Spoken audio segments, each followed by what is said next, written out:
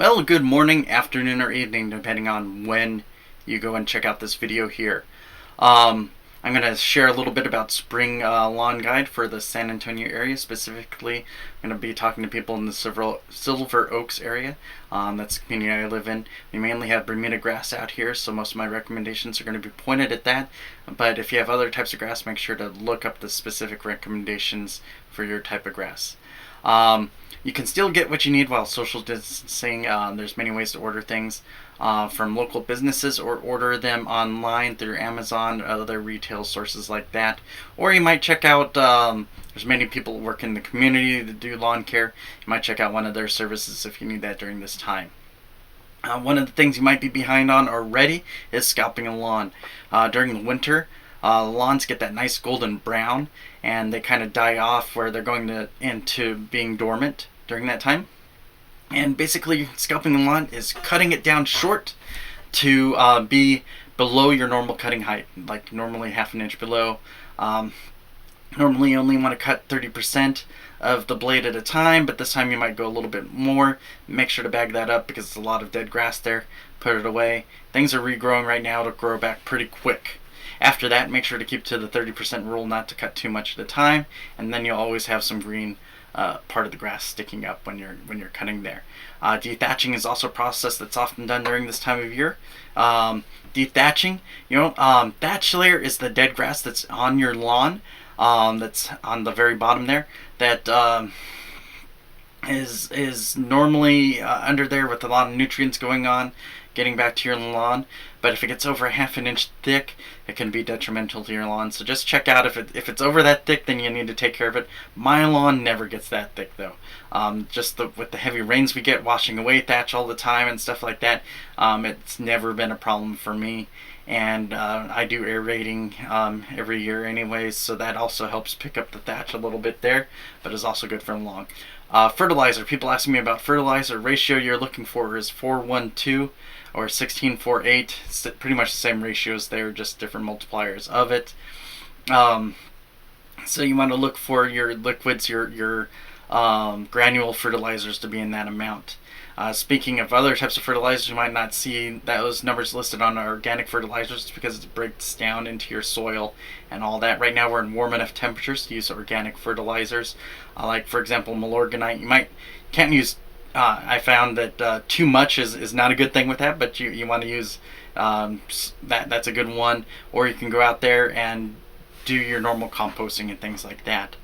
You want to use those granulars and organic fertilizers to be your main course for your lawn there, but sprays can also be used. Sprays are nice little supplements. Think of them as your little additional vitamins that you might be putting in specifically to correct some items there that are just every once in a while things, but not the main meal for your lawn there.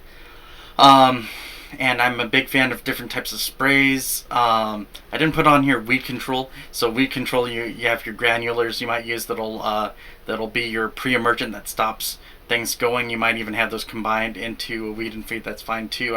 I normally prefer separating them out because I get more coverage that way.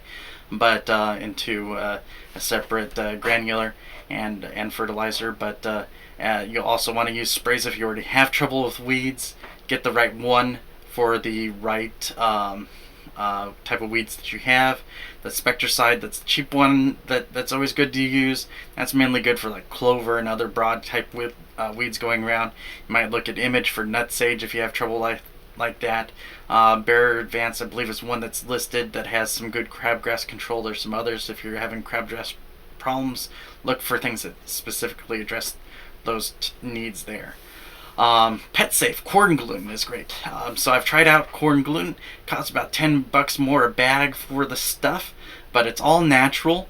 And if people are like, oh, I want to put less stuff on my lawn, I would go with corn gluten. It acts kind of like a weed and feed. So it acts as a pre-emergent there. It does pretty decent at that. Just costs a little bit more per bag to do it, but it also acts as a fertilizer there. So I can recommend using corn gluten. Great stuff. Just put that out as a granule there. It doesn't need to be watered in like anything else, so make sure you're using that prior to heavy rains. If you put it out after the rain, it's not going to do you much good until it rains the next time. Insect control. And another important thing to do this time of year. So we have trouble with wild pigs out here in Texas. Make sure to put down some granular insect control that'll help kill those grubs in your lawn, because those pigs are going after grubs in your lawn. Make sure to kill the grubs, and they're not going to go rooting around in your lawn looking for them. And sprays are great for killing insects above the ground. I like a nice hose and sprayer, go around, spray everything. I kill off a lot of bugs around my place. I've noticed a big difference because when I spray during the day, I go after those nice moist shady areas in my around bushes and stuff around my yard, and that kills off where the mosquitoes are hiding during the day. They come out when it's a little cooler, moisture out, and when it's a little darker on the edge of things. And I noticed a big difference. So my lawn, when I'm walking and doing my stuff in my yard, because I spray so much, hardly have any trouble with mosquitoes at all. And I know I've gone over and helped some people in their yards, and I instantly getting bit up all left, right, and center from mosquitoes. So if you can control the mosquitoes in your own yard, you're going to do a lot to impact them there. And if you can get your neighbors to buy into that too, you can pretty much have a mosquito-free yard if you really take care of that spray insect control there. And the granular, keep away those grubs that'll eat up your lawn and attract the pigs. So 2 good things to go after there.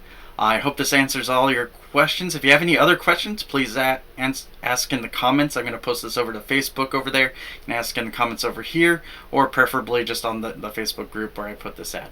Hope this is helpful. Talk to you all later.